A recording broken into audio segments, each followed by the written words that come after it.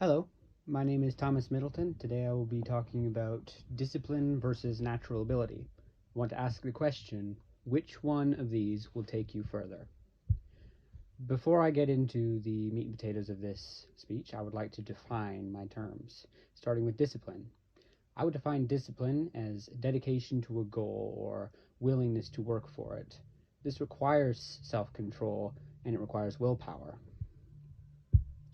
Secondly, I would like to discuss natural ability.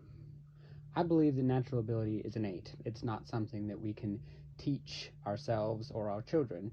It is not something that someone is not born with and then learns. Natural ability must also be nurtured. If it is not nurtured, it will often die. And it is nurtured by discipline, without which it will weaken. If you do not have the discipline to nurture your natural ability, you are unlikely to retain said natural ability. The second thing I would like to discuss is the idea that discipline nurtures natural ability, as I mentioned in the previous slide. Without discipline, natural ability may become dull. This means that if you lack the discipline to train and use your natural ability will weaken and may fade away entirely. The discipline to set and achieve goals will sharpen your natural ability. When you use your natural ability regularly and teach yourself and achieve with your natural ability, it will sharpen it and you will become more and more able to do that which you are able to do. This means, in essence, that without discipline, natural ability is significantly less valuable.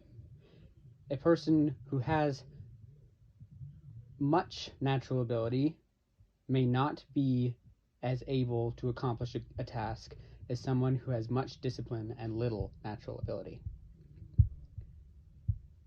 This leads us to the conclusion that natural ability is simply not enough.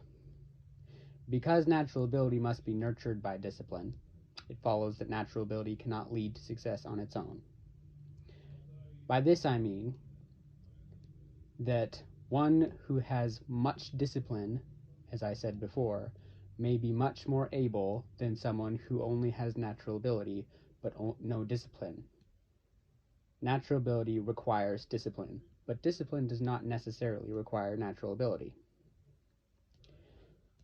As I discussed before, if you do not use your natural abilities, you might just lose them.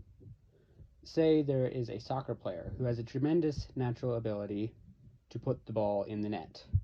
If this soccer player never practices kicking the ball into the net, their ability will weaken and they may eventually lose the ability to kick the ball into the net at all.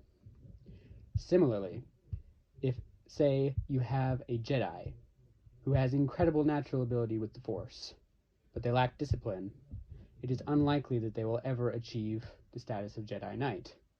Or, worse, they may turn to the dark side. In conclusion for this slide, natural ability must be accompanied by discipline. And finally, to conclude, discipline truly wins out in the battle between discipline and natural ability. Discipline stands on its own. It does not require natural ability. Someone who is willing to put in the work does not need to have a natural ability for any task, so long as they have the discipline to achieve. Discipline alone, therefore, may carry you to success. You may not need natural ability to become a famous soccer player, but you certainly need discipline. My favorite example of all.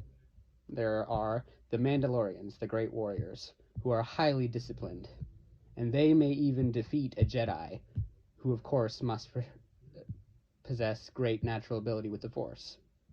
But a Jedi who has no discipline could never defeat a Mandalorian. Thank you.